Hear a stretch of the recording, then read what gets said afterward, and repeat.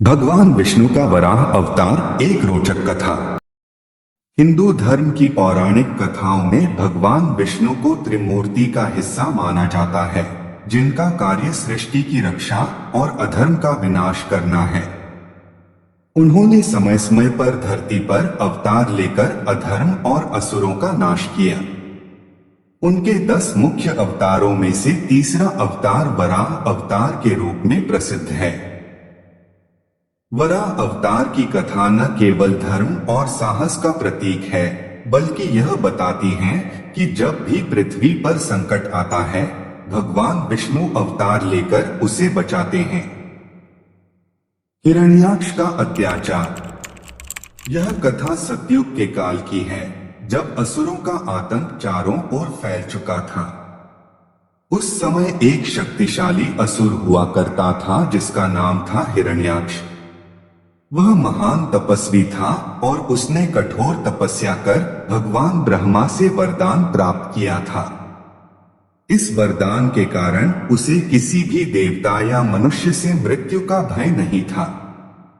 हिरण्याक्ष को अपने बल और वरदान का इतना घमंड हो गया था कि उसने धरती और स्वर्ग में सभी का आतंक मचा दिया।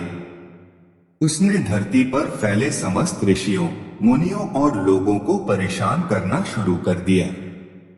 उसकी शक्ति और क्रूरता के कारण सभी देवता भी उससे भयभीत हो गए थे। पृथ्वी का हरण। हिरण्याक्ष की अत्याचारी प्रवृत्ति और अधिक बढ़ गई थी। उसने अपनी शक्ति के घमंड में आकर धरती को समुद्र में डुबो दिया। वह पृथ्वी को सागर के तल में ले गया और वहां छिपा दिया। इससे धरती पर जीवन समाप्त होने लगा, क्योंकि सूर्य की रोशनी और जीवन के सभी संसाधन लुप्त हो गए।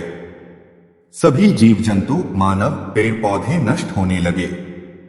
इस संकट के समय सभी देवता भगवान विष्णु के पास पहुंचे और उनसे प्रार्थना की कि वे इस विपत्ति से पृथ्वी को बचाएं। भगवान विष्णु का वराह अवतार। भगवान विष्णु ने देवताओं की प्रार्थना सुनकर यह निश्चय किया कि वे वराह, सुअर के रूप में अवतार लेकर पृथ्वी को वापस लाएंगे। उन्होंने एक विशालकाय वराह का रूप धारण किया। यह वराह दिखने में साधारण सुअर की तरह था, लेकिन उसका आकार इतना विशाल था कि उसकी फुंकार से तीनों लोग कांपने लगे। उसका रूप अद्वितीय था।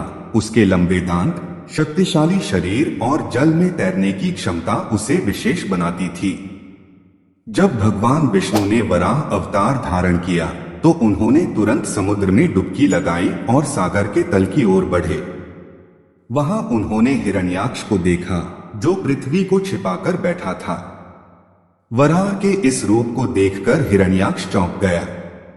उसने सोचा कि एक साधारण वराह उसे क्या हरा सकता है, लेकिन उसे यह नहीं पता था कि यह साधारण वराह नहीं बल्कि स्वयं भगवान विष्णु हैं।